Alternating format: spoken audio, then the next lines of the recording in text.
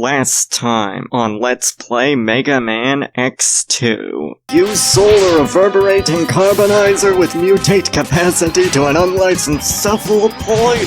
You gotta pay the alligator. I guess these enemies feel like spinning me right round, baby, right round like a record. I must not fear. Fear is the mind killer. Fear is the little death that brings total obliteration. I will face my fear. I will permit it to pass over me and through me. Taste the rainbow, motherfucker! And now the continuation. Walk without rhythm, and it won't attract the worm. Another Dune reference! That's probably gonna be the title of this video, in fact. The walk without rhythm part, not another Dune reference. Or the part like how it won't attract the worm. I guess that also kind of doubles as a music reference, since it was also used in the song Weapon of Choice by Fatboy Slim. That's an awesome name for a funk artist, for the record. It's just kind of a side note. Of course, I guess it still is ultimately a Dune reference, because that line in Weapon of Choice was a reference to Dune. But one thing that I forgot to talk about in the last episode, Flamestag is actually a white-tailed deer, and I actually run into them a decent bit. I live in their region. They actually are a relatively common sight. Like, I don't know if they're, like, super common or whatever, but, like, I run into them at least every other time I go out, which isn't a whole lot, but they're not an unusual occurrence, so that's pretty cool. The white-tailed deer is a pretty cool animal, if you ask me. What am I saying? This is the Mississippi King welcoming y'all back to more Let's Play Mega Man X2. Man, it took me forever to get to the intro, so in this episode we're going to take out the remaining Mavericks, and we'll start on the X-Hunter stages. In this video, I'll actually finish the first one in this video. So these spotlights earlier make the bricks fall, and we'll be coming up to some other spotlights that make a different type of bricks fall. I mean, I guess the spotlights kind of all do the same thing, so it's sort of like a pseudo-stealth place, this stage, but like without any serious punishments. So it's like you're not really in danger of getting killed from getting spotted or anything like that. But right here, we're coming across a very interesting mini-boss in the Central Computers stage. This is, of course, Magna Centipede's stage. And on a side note, I find Magna Centipede to be a bit of an interesting boss. I'll talk more about the specifics of that later, but this mini-boss actually copies your data. So that's pretty cool. Like, if you get spotted by the analyze-y things, then, like, it will copy your data, and it will be able to respond to you. Well, it acts a lot more aggressively the more it's copied your data, and it can, like, fire low and high, and also create shields, and, like, there is things that it can't do if it doesn't copy your data. It's the algorithm! It's like the YouTube algorithm or something. I don't know, I ain't got any jokes. I'll actually be showing off of what it looks like without the data. So, like, I'm not going to show off every form of the boss, cause, like, I think that's a bit of a waste of time, but I will show the strongest and the weakest forms, just so y'all can see the features that it's missing. Time Paradox! But before we show off that mini-boss, we're going to show off the X-Hunter round to this stage. And if course, features agile, and it's a dead end, so, like, that really means that there's nothing else to show off. I'll just die to him on purpose so that we can move on. There's nothing to show here, folks. However, like, I do believe that I'll show off all the X-Hunter rooms. And while we're at it, I may as well show off the X-Hunter room in Overdrive Ostrich's stage. It's just like, the previous one is a dead end, so of course I'll just die to this, character. And, you know, I actually had to play through this game 3 times just to get all the footage. And now we're here to show off the fight in its weakest form. So of course, like, it doesn't feature like a lengthy introduction where like it keeps copying all of the data. So like, that's kind of an annoying aspect about the mini-boss, I must admit. So, about Magna Centipede, in Japan, his name is in fact Magna Centipede, which for the record means 100 legs in Japanese. Apparently it means that. And that's actually not too far off from what the word centipede means, actually. The word centipede means 100 feet instead of legs, but it's still the same general meaning. And the Magna part of it is spelled with an E instead of an A, which actually makes more sense than the English name, if you ask me, because, like, Magna, it makes me think of magma, which is completely different from what he's actually all about. He's about magnets. That's his whole thing. He's based on magnets and not magma, so like spelling it with an E actually makes more sense because it's not magnat, it's magnet. That's just a side note. It's a rare instance where I think arguably the Japanese name actually makes more sense than the English name. It happens very rarely, but like it does occur, at least in my eyes. The neat thing about this fight is that he can actually pull you in and drain your abilities, but like this is only the case if you don't attack him with his weakness, which is the Silk Shot, and if you attack him with his weakness, the Silk Shot, then like he can't pull you in, and he can't steal your abilities, so like you can lose the ability to charge your shot, you can lose the dash, you can lose your jump height, and you can lose the ability to shoot multiple shots at a time. So that's pretty cool. It'd be nice if more bosses were like that, but like, you know, they got to keep the charge shot abused in the X series, cause like, it's horribly overused. It should never be like key to winning the battles, yet like, they just shave off so much health relative to regular shots. It's kind of annoying. I digress.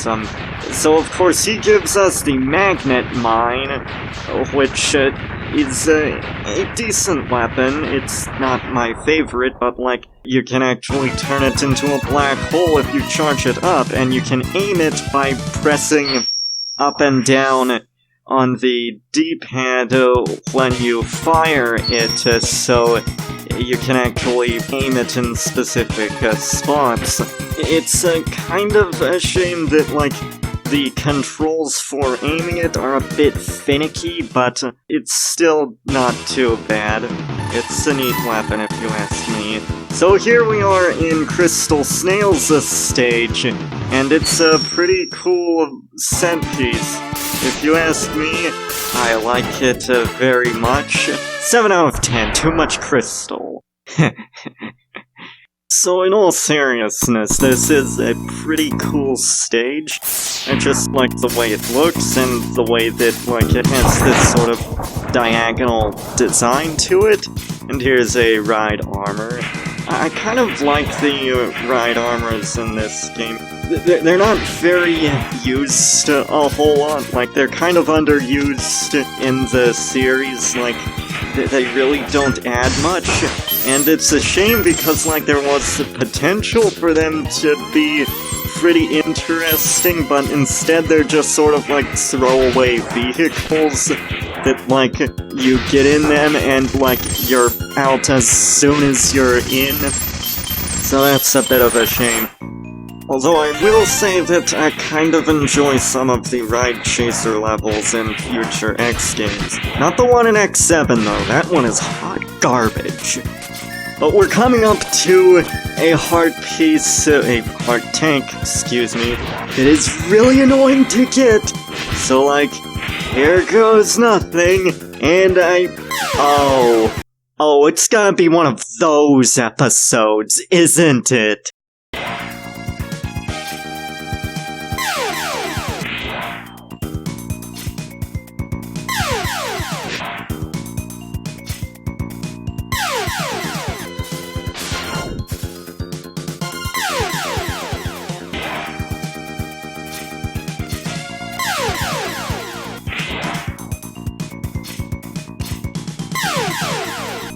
Wonder if I can get it this time. Seriously. Yes! Finally! Screw you! That is just horrible. That was just sort of a pain to get. That one, for some reason, seems to trip me up quite a bit. It's near pixel perfect. I mean, fortunately, like, you have an unlimited amount of lives if you, like, get that, so that's pretty cool. Time Paradox! So next up, I'm going to show off the X-Hunter room to this stage, because, like, this one's actually kind of interesting, because, like, it leads in a unique path that really doesn't diverge much from the other ones, but it's still pretty cool getting to here, like the way you have these platforms and whatnot. It's pretty cool, I like that. And we're fighting Surges, who, on a side note, is known as Sages in the Japanese version, which is kind of interesting. Like, that's one of the things that it gets me. The X-Hunter names are all different in the Japanese version for some reason. Well, I mean, except for Agile, but that's because, like, the French word agile, I think that's how it's pronounced, is the same as the English word agile, or spelt the same.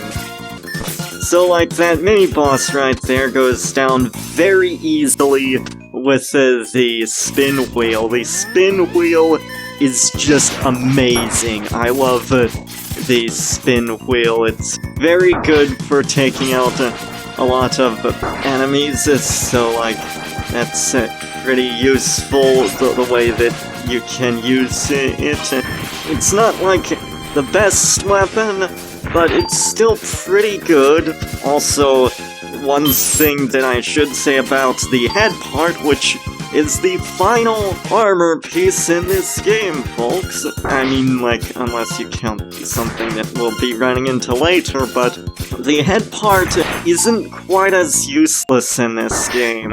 Also, like, contrary to what Dr. Light says, it doesn't actually use any weapon energy. I have no idea why they said that. I think that, like, they originally, like, intended for it to use energy, but, like, you use it for, like, zero cost. Like, it doesn't drain weapon energy at all. It feels very incomplete.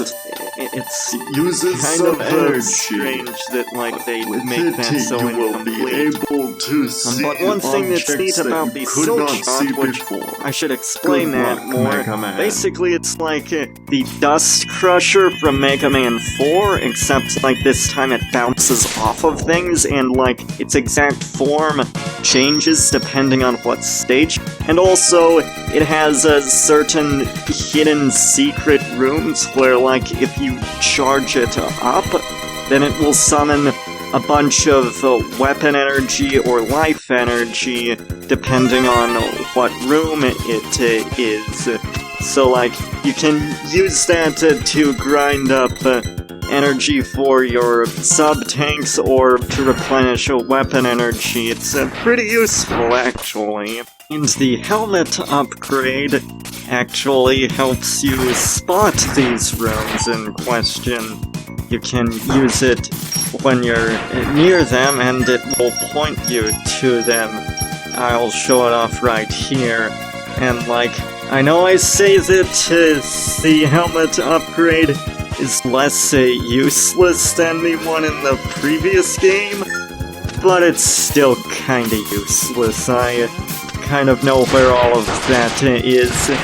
It's just, like, I guess somewhat more useful, because, like, now you can see these things and secrets, but, like, it's not a big improvement if you ask me. It's still the same. It's, not very good.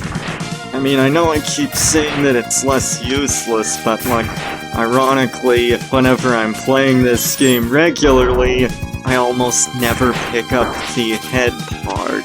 It's because it's not necessary to get any armor pieces, so, you know, I just forget about it. I don't bother with it.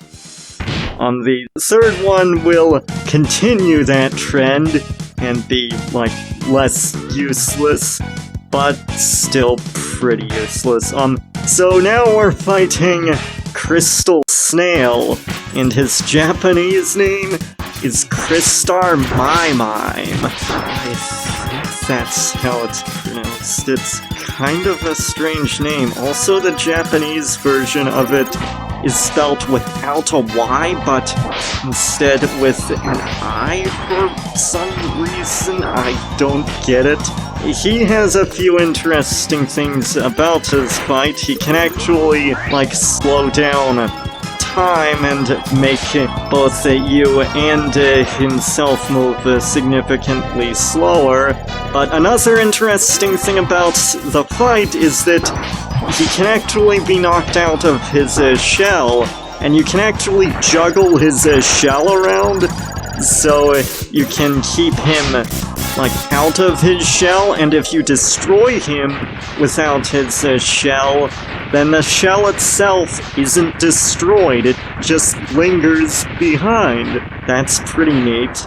And if you destroy him with his shell, then it is destroyed, so, like, that's kind of a cool detail.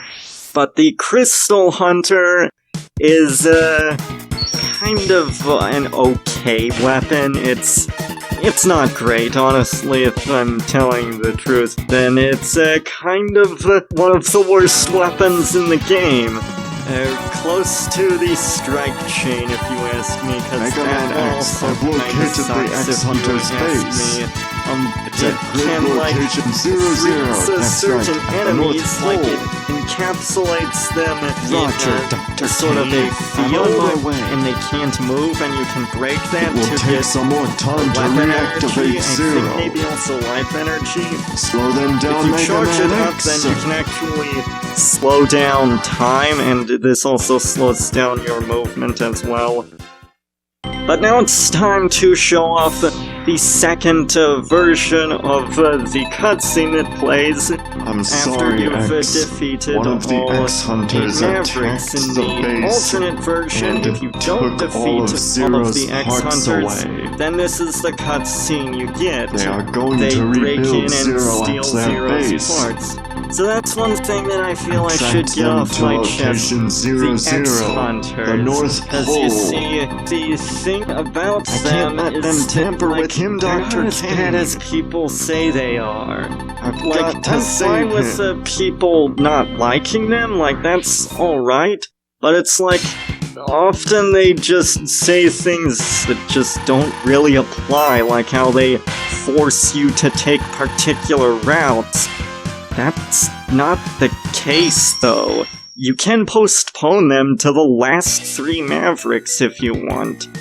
May thy knife chip and shatter! There's another Dune reference for you, and there's the Giga Crush in action.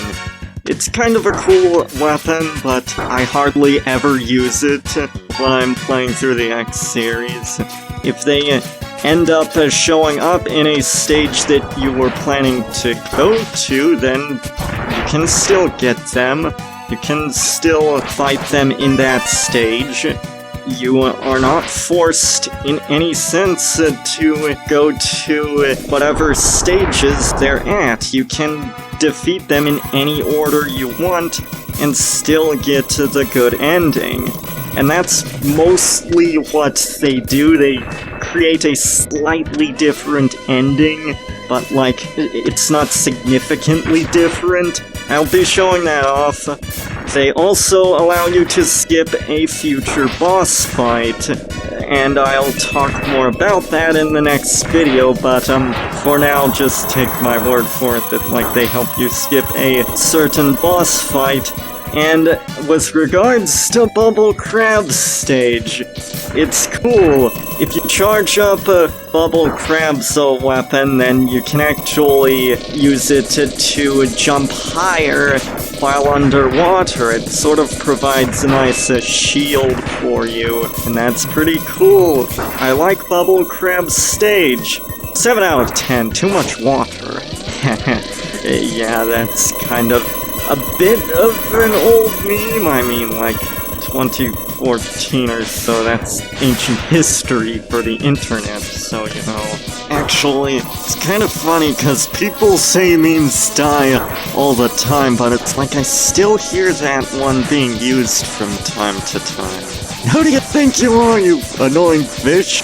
I'm the guy who does his job. You must be the other guy. So I'm showing off this fish. Of course, as y'all could see, basically it blocks the path and certain doors are locked until you destroy it, so that can be annoying. But if you do what I did in the previous episode, then you can get past it no problem. Yeah, this place is nice, but you know, I don't like sand. It's coarse and rough and irritating and it gets everywhere. So let's blow this joint, shall we? Let's get out of here. And now we're here in Wheel Gator's stage. This is right after we get the ride armor. And so now we're here to get the heart tank. So if you charge up the speed burner, then you can use it to perform a triple air dash, and you can get it that way. Time Paradox! And next up would be the X-Hunter room to this stage. I believe this makes it the last that we've seen. That's kind of funny, though. It's the first stage we went to, and the last X-Hunter room we've seen. There's nothing too interesting. It does offer a bit of a shortcut to the end of the stage, and as y'all can see, it's nighttime. Because, like, I deliberately took so long so that I could show off that, in fact, there is a day-night cycle in Wheel Gator's stage. Well, it at least goes to night. I don't know if it turns back to day, but like, that's pretty cool. The sky is suddenly dark, and it's like, that's one of the things I like about these stages. They've got unique aspects to them. There are no stage changes, but like, it makes up for it with like how unique and rich these stages are. I'm showing off the Crystal Hunter in action because, like, right here, you actually need it in order to get the heart tank. At least I think you do. It's how I always get the heart tank, but, like, I'm not sure if it's actually mandatory. And if you charge it up, like, as y'all can see, things move a lot slower. That's not just, like, slow down or anything, it actually deliberately slows the game down, which some people may not like that, but it can be somewhat handy in a few places.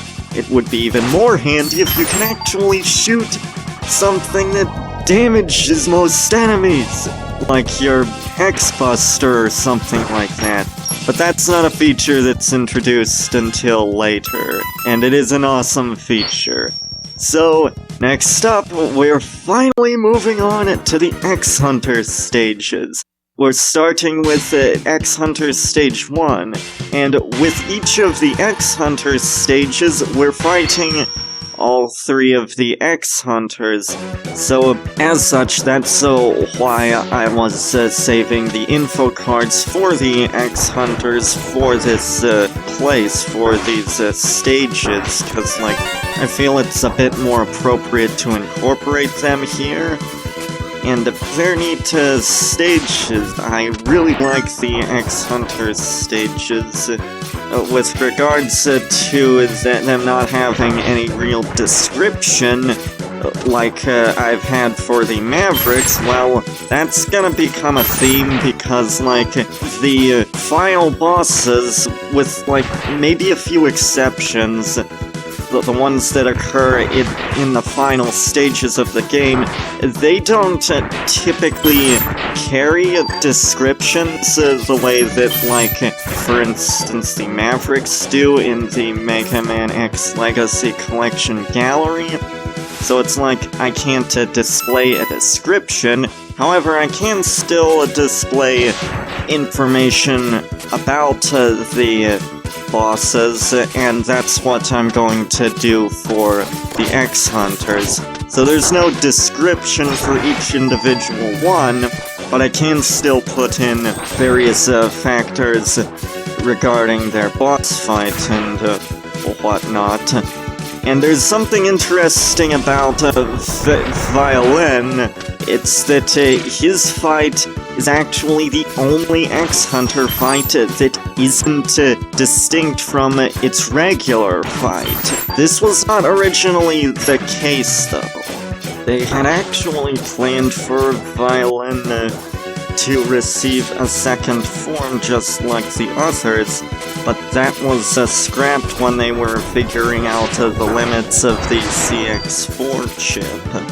As such, they couldn't include it. But another thing that this resulted in them scrapping would be a 4th X-Hunter, a female X-Hunter. However, I wasn't really able to find any concept art of either Violen's second form or of the female X-Hunter.